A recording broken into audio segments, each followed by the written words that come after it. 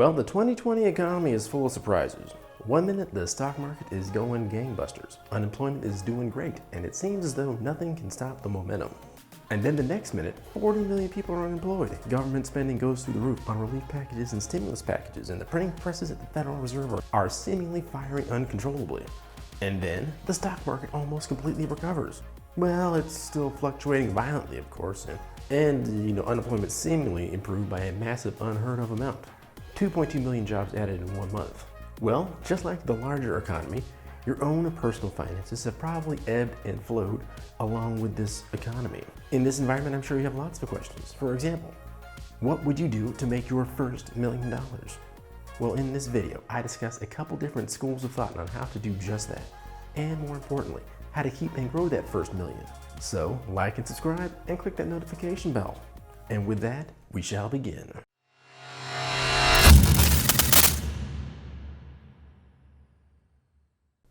What's up, you guys? You're watching BTB Fusion. I'm your host, Derek West, lead software engineer, online business wonderkind, rollerblader extraordinaire, and all-around good guy. On BTB Fusion, it's our mission to inspire you to take imperfect action on your business and personal finance using the power of technology. Well, how do you make your first $1 million? Why $1 million? What is it about that number?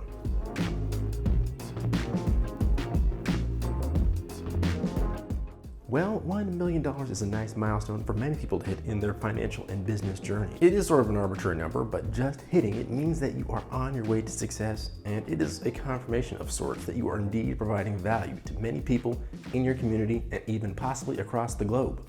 Is it the end-all be-all number, the number that you must hit to be successful? No. It really should be just the beginning of your journey. No matter the age when you first hit it, it really is a stepping stone to bigger and better things. But then again, if you do it wrong, it could be just the beginning of your troubles. Anyway, how does one go about making their first million? And I think more importantly, why am I someone who is qualified to speak on this topic? Well, I have already made my first $1 million. And in addition to that, I'm only getting started. And part of the reason why I agreed to be on this channel is to help spread the word about how you can start from nothing, learn to provide value, and make something of your life. So you see, I was not born rich. My family and I didn't come from money. I didn't get into like a super high-end elite university where I was guaranteed a great job and salary after graduation. I graduated from an okay public college with a mountain of student debt greater than 60K. And at the time of my graduation, I could only find a job as a security guard, barely making more than minimum wage, which was at the time $7.25. Add to that, I started my career at the height of the last Great Recession in 2009. Nobody, and I mean nobody, was hiring at the time, and things sort of looked bleak. In fact, I do recall at the time it was very similar to today, where hundreds of thousands of jobs were being lost monthly. And to a lot of people, the economy and prospects seem sort of bleak. But I've always been sort of stubborn, and I kept trying for jobs in my chosen field during that very difficult time. It wasn't easy though. In fact, I had to give some services away for a time. You see, at the time, to gain experience in the industry, I worked mostly for free in various startups, most of which, in fact, all of which, didn't go anywhere or never made any money. So the downside of that was I didn't earn any money from any of the work that I did on the side in these startups. But I was able to work odd hours. And if the companies, in fact, actually turned into anything, I could have become quite wealthy. Nobody ever talks about the startups that go absolutely nowhere, and I was part of several of them. And these startups were absolutely doomed from the start. I mean, one was a Facebook clone, another was a Meetup clone. Another that I essentially started myself was pretty much an Uber and Lyft clone. The point that I'm trying to get across to you is that I actually had multiple paths to making my first million. If any of those startups would have made it, I would have been a millionaire much quicker, and none of them did. But I still kept plugging away, which takes us to the first point. Get a skill. So essentially, to make your first million, you need a skill. And you need to get a skill and use it to try and solve a business problem, no matter what you're paid initially. Even if you get paid $0.00 an hour. You heard me right. Be willing to work for free. Even if you're giving away your services, find a way to exercise your skills. This works for two different reasons. If you position yourself appropriately as an owner or a shareholder of the enterprise that you're working for free, then if and when the enterprise starts to make money, your path to your first $1 million has just been shrunk by an order of magnitude. Depending on the field you're in and the business purposes that you're aligned towards, you might be on the path to your first $1 billion, and you could be among the first few trillionaires in history. But remember, most new ventures fail, no matter what they are. Most new startups fail. Most new YouTube channels fail. Most podcasts fail. Most new restaurants fail. Most new businesses of any kind fail. It's all about perseverance and finding the right market segment, the right market niche that you can really drive towards and be successful in. But even if you're never successful at starting your own business, giving away your services for free for a period of time, not forever, when you have no experience, provides you with something that is extremely valuable. Experience. And that experience can benefit you in a couple of different ways. You now have a marketable skill that you can use to land a job should you decide to put your entrepreneurial dreams aside for the moment, or if you decide to become an intrapreneur. An intrapreneur is someone that, instead of starting their own business, takes less risks and finds a business on the rise already that they then lend their talent towards becoming a massive success. A good intrapreneur positions themselves somehow to be a partner in the company, i.e., so instead of just getting a paycheck from them to perform a service, they instead say, hey, I'm willing to work for a little less, but I want a piece of the company and a piece of the profits. That can happen right away at smaller companies and firms, or it could take a while. It is really about the level of risk that you take on and how much work is left to build up the enterprise that you are a part of. Another way that experience can help you is that you now know what works and what doesn't. If you're lucky enough to be part of a startup enterprise that immediately lands and is successful, then you know what the winning formula was. And if you are part of one that doesn't work and is not as successful, then you know that your formula has to go back to the lab and get tweaked a little bit. And after a little bit of tweaking, present it back to the public, new and improved and ready to rock. But let's imagine you're not into the startup game and you're really just a 9-to-5 type of person. You want a steady schedule and time of your own to be with your family and friends and just to live life to the fullest. There's nothing wrong with that. And you certainly can become a millionaire that way as well. And actually making your first million that way is not that hard. You'll have to be intentional though, and you have to be the best at what you do. And be prepared to ask to be compensated as such.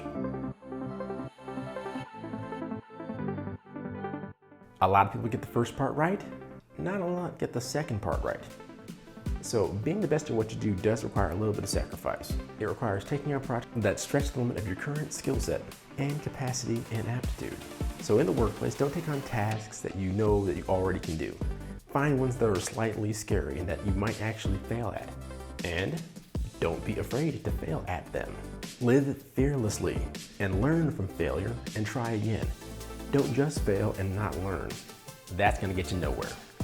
You gotta fail, figure out what you didn't do right, then try it again, this time exceeding your own expectations. But that's only just one way to go about it. Another way is to intentionally improve your skills. Instead of spending your free time watching Netflix or whatever, spend that extra free time learning the ins and outs of your trade. And not just learning about the ins and outs of your trade, but really picking up new skills in that trade. Now there are so many learning tools out there, it's not even funny. I would say in today's online environment, there's probably little need to actually go to college to gain a skill. A couple of quick courses on Skillshare et al., and you're probably going to be as skilled as some of the greats in your field.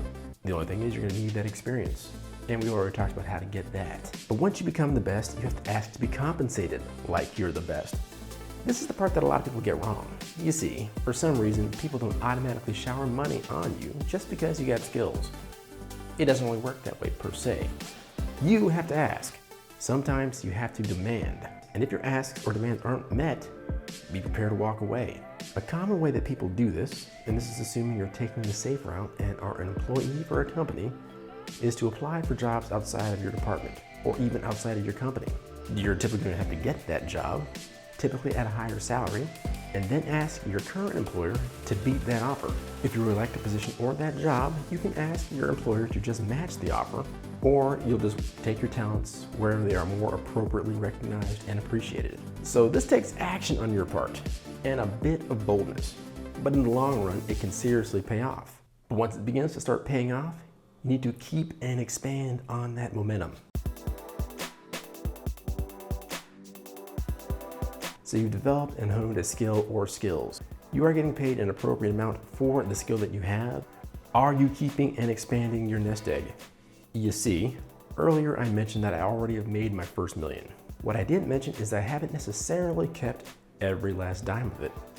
In fact, learning to keep and expand what I've already gained is largely what brought me here to this channel.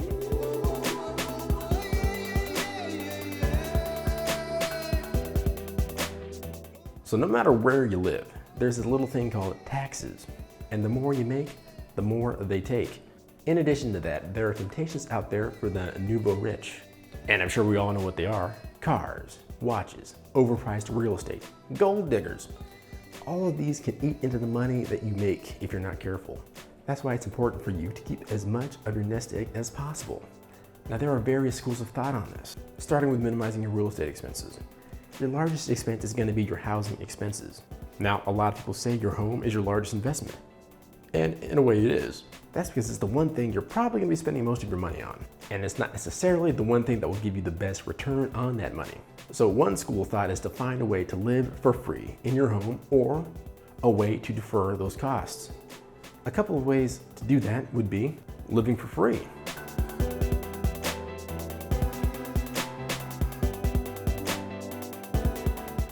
This is a favorite of mine. Find a way to live for free. The most common way to do that is to get a duplex or a triplex or a quad, etc. Live in one unit for a year and rent out the other unit or units, essentially having those other folks pay for the mortgage in the place that you're living in. To me, that's the way to do it without necessarily living a constrained lifestyle. There's also a school of thought on renting out several apartments and Airbnb-ing them, or the real estate sharing tools. Now that's slightly more risky, particularly in these times with so many travel restrictions and fewer people traveling, but it is an option. And finally, you could live the van life.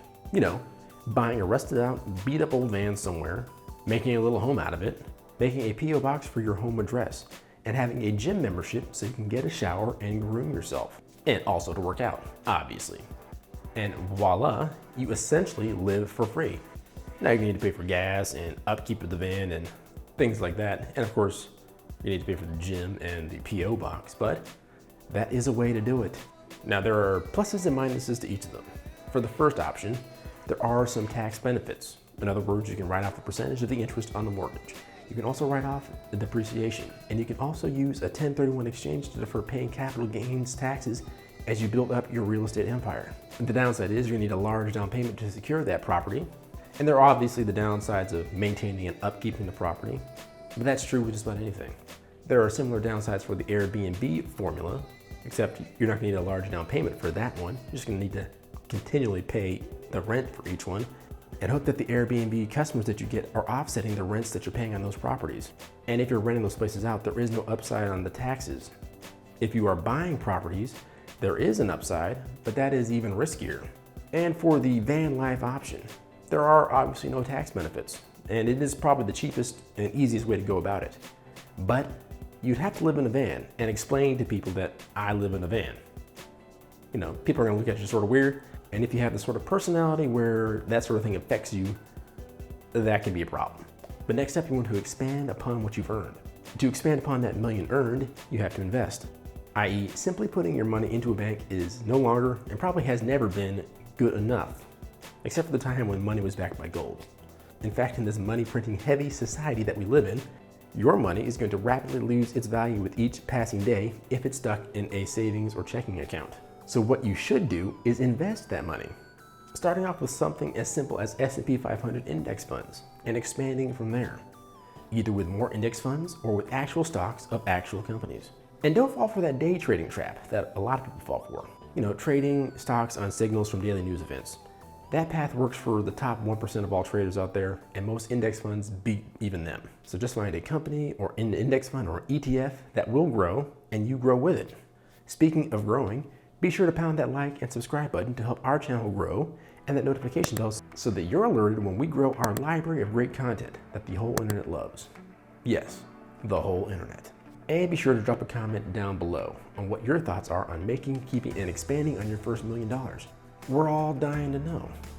And remember, a goal without a plan is a wish. A goal with a plan and no action is a wish list. Take action on your business and personal finances using the power of technology. And we'll catch you next time. Peace.